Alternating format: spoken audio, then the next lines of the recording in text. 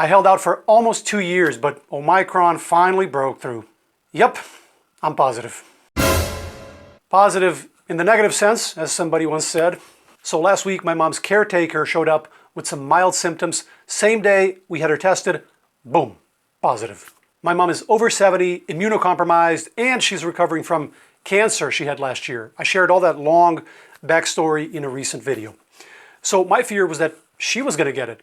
Obviously, with all the comorbidities, COVID could be devastating for her. So as soon as we saw that positive test, she went home to isolate, and this is where I gave myself a little bit of a high five, because right away I started keeping a distance from my mom and wearing a mask even here at home, just in case one of us got it and not the other. Honestly, at the time, it felt a little unnecessary, a little weird, because we were like, what are the odds that I got it and she didn't? But boy, did it pay off to be careful. So we spent 2 days keeping a distance. I've been staying here with her since the cancer diagnosis, trying to help her recover. But so, keeping a distance, I was eating in a separate room, always wearing a mask around her, pretty careful. 2 days later, last Friday, I start to feel a little woozy, a little bit of a heavy head, a little bit of the sniffles, so I run a quick antigen test. Everybody thought it looked negative, but if I squinted real hard, I could just barely guess the faintest speck where the positive band is supposed to be. And even though everybody else swore it was a negative test, the objective part of me knew it was an early positive. So I just completely secluded myself into a room, this room, and I've been here ever since. Sure enough, during the night, the real symptoms came a knocking. Burning feeling, almost delirious, really restless night, rough night. And in the morning I ran another test, but I already knew the answer. And sure enough, that test was a clear positive. So the last 7 days or so, it's basically been meals in here. People stop by and drop off food sometimes. Working in here, doing push-ups on the floor. Basically, almost like a prisoner, voluntary prisoner, but still. So that second day felt like a moderate to heavy flu, sore muscles, very tired, felt like I took a beating. Just spent the whole day in bed. That was about it. Now, I'm fully vaccinated, relatively young, no comorbidities, no major risk factors. But honestly, I didn't care how I felt. I was just worried sick that she had it too. And I was like, for sure she must have it.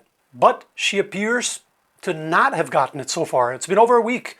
She's been completely symptom-free, and she's been tested multiple times, always negative. Negative in the positive sense, right?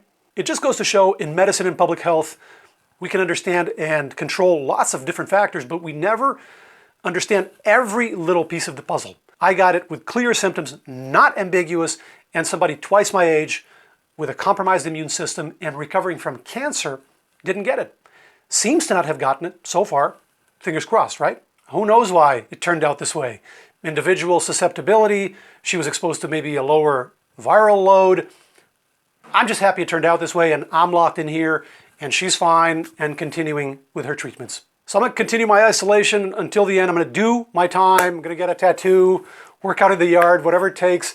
I'm not passing this crap on to anybody else, that's for sure. Will there be long COVID? We'll see. I feel fine right now, but if I'm being completely objective, I know I'm not quite back to 100% yet. My sense of smell isn't completely back yet. There's like a light cough sometimes. And if I laugh hard, or if I take a deep, deep breath, there's like a whistling sound. So I know the airways aren't quite back to 100% yet. Maybe they will be with time. Hopefully. We'll see. If I went back, what would I change? I would have been even more cautious. I would have sent the caretaker home even faster. Just minimize any possible exposure. We've done pretty well to avoid it so far. We've been very careful.